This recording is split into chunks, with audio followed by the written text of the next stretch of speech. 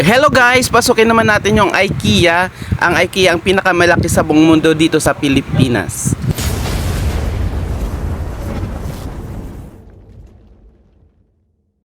Hello guys, mag-ikot-ikot tayo dito ngayon sa IKEA.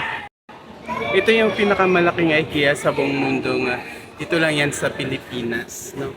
Katabi nito niya yung MOA or talagang grabe. Ayan.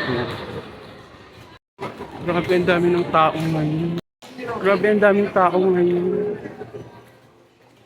Ayan.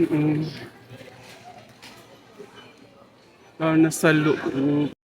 Sa loob niya napakalawak niyan dyan. Nandiyan lahat yung mga kailangan sa loob ng bahay. Ayan. Kaso nga doon naman sa baba yung mga pagkain. Bababa tayo. Karamihan dito Swedish food market, no? From Sweden kasi ang may-ari ng IKEA is from Sweden. Kung mo bumili ng ice cream or anything, magpapalit lang ng coins dyan ng Swedish coins. So, ayan. Gusto ko sana bumili ng ice cream kaso ang daming haba ng pila dun. Ayan, kasi 10 lang. Kaso papalit ka pa ng coins ng Swedish. Ayan, tulad nyo, kailangan papalitan mo pa siya ng Swedish, ng IKEA coins bago ka makaano. So, ayun ang counter, ang haba. Daming tao. Ayun, lalabas na tayo. Ayun, lalabas na tayo, no.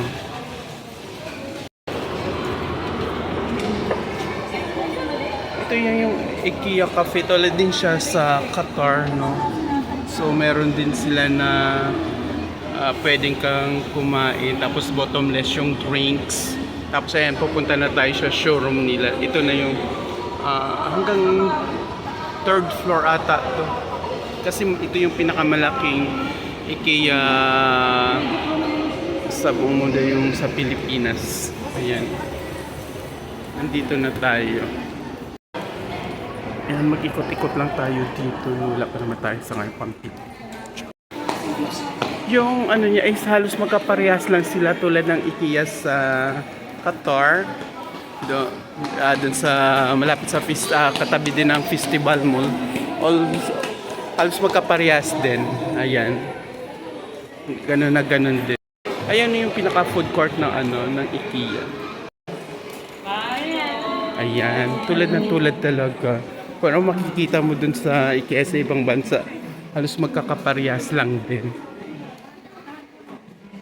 Ayan, di ba?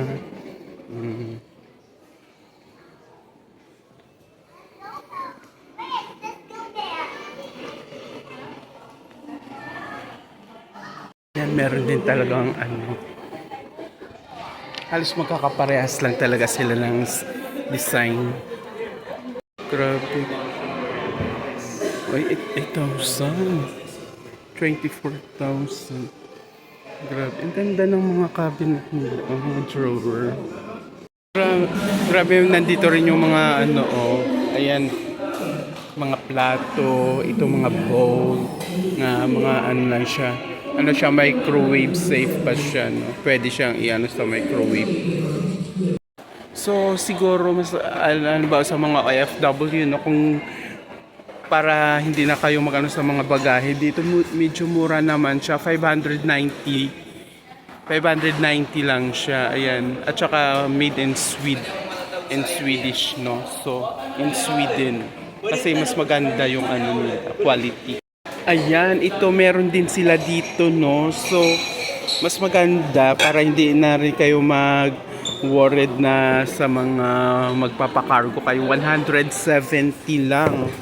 So 170 kaysa doon. So mas maganda dito na lang bibili sa IKEA kasi meron din naman pala dito.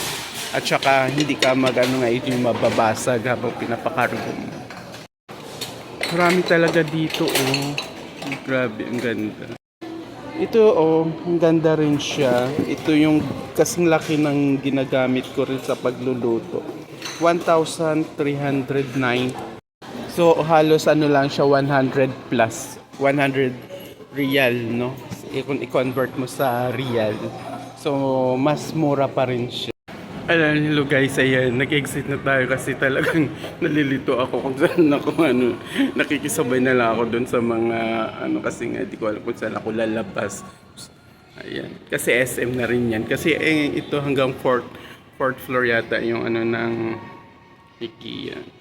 Ang katabi ng IKEA ay ang Philippine Arena at saka syempre yung MOA.